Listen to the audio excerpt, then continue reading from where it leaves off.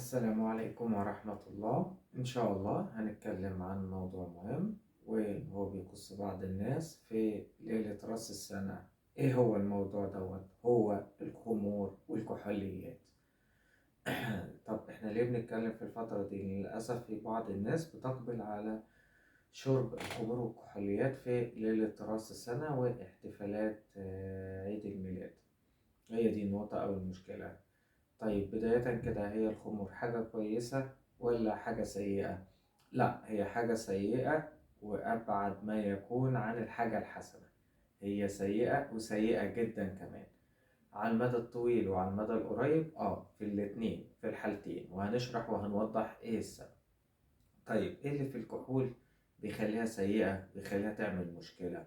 هي مادة الإيثانول. مادة الإيثانول دي مثبط للجهاز العصبي المركزي. عشان كده اللي بيبقى شارب خمرة أو بيشرب كحوليات لما بيشربها المفروض إن هو ما يسوقش، المفروض إن هو ما ياخدش قرار.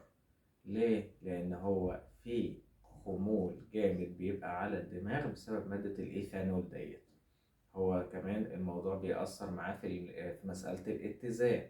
حتى بتلاقيه ماشي بيترنح، أصله إيه؟ أصله سكران، شارب كحوليات. هي دي النقطة أو المشكلة. فهو التأثير الأساسي هو طبعا ده بيبقى في ظرف دقايق معدودة من شرب الكحوليات، بيأثر على الجهاز العصبي المركزي اللي هو الدماغ ذات نفسها. طيب هو ليه تأثيرات تانية؟ طبعا ليه تأثيرات تانية كتير. هو ليه تأثير على الكبد وبيسبب الكبد الدهني الفاتي ليفر في الكبد الكحولي. ايه الكبد الكحولي دوت؟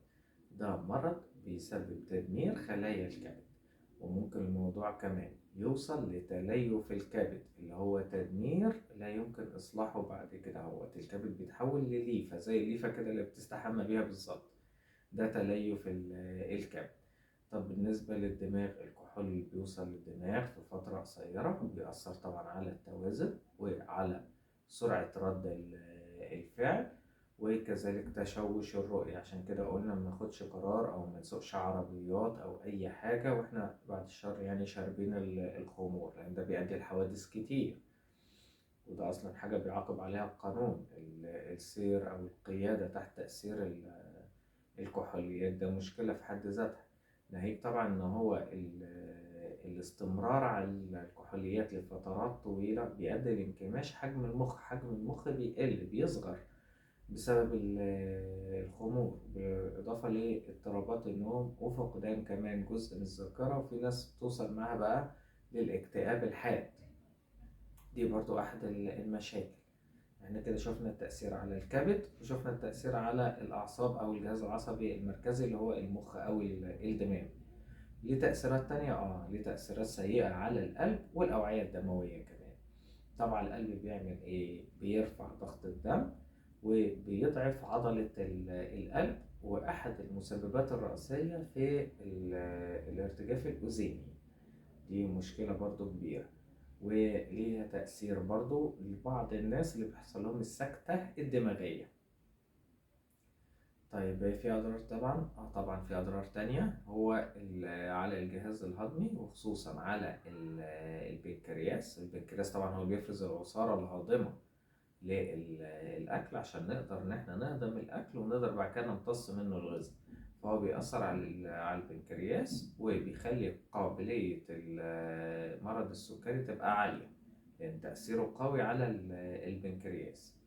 النقطة التانية بيعمل طبعا التهابات في المعدة وبيقلل الميوكس أو المخاط اللي موجود في المعدة، وده بدوره بيرفع خطر الإصابة بمشاكل قرحة المعدة. وطبعا تأثيره برضو على المناعة إن هو بيضعف المناعة، وخصوصا في أمراض معينة زي السل والالتهاب الرئوي. في حاجات تانية بس تبقى أصعب شوية، هو تأثيره على الجسم في السرطانات، وخصوصا سرطان الثدي عند السيدات، سرطان الفم والمريء والحلق. ودي من المشاكل الصعبة جدا والصعبة كمان في علاجها. وسرطان القولون وكذلك سرطان المستقيم. دي أضرار الكحوليات؟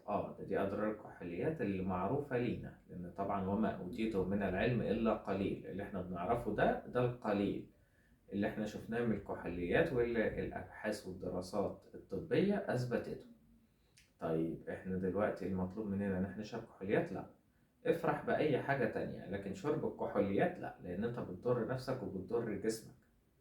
النقطة الأهم من كده أنا طيب دلوقتي أنا كنت بشرب كحوليات، لكن أنا دلوقتي عاوز أسيبها. إيه دلوقتي الوضع أو إيه العلاج؟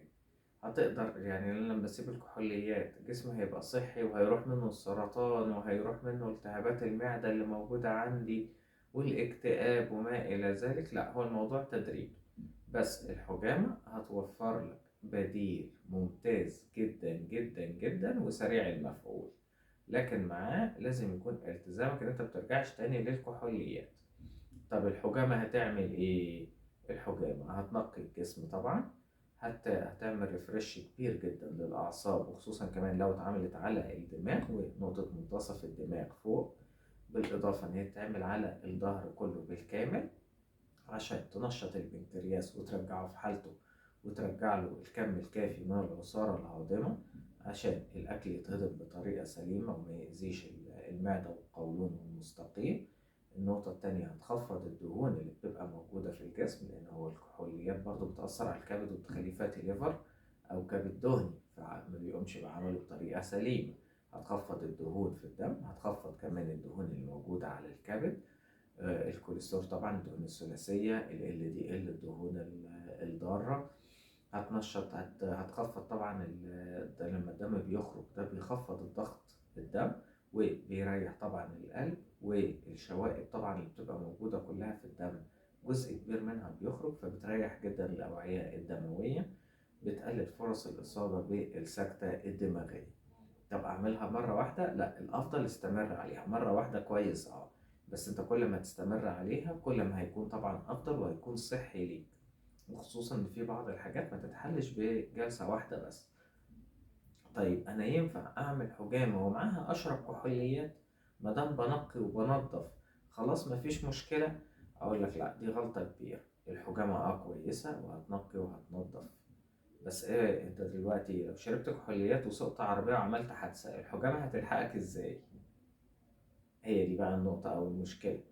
فهي الموضوع ما يتقاس بالعقل، لكن يتقاس بالتجارب. النقطة التانية، انت خايف على صحتك، في بدائل. اشرب حاجات تانية تكون بديلة، وحاول ما تكونش في حياتك ان انت كل ما يواجهك مشكلة لا تحاول انت تهرب منها، لا انت حاول تواجهها، حتى لو هتفشل اول مرة، وحتى لو هتفشل تاني مرة، حتى لو هتفشل تالت مرة، بس هو كل مرة انت هتقع فيها هتتعلم منها وهتقدر بعد كده تقاوم وهتعرف ان ده غلط وده صح.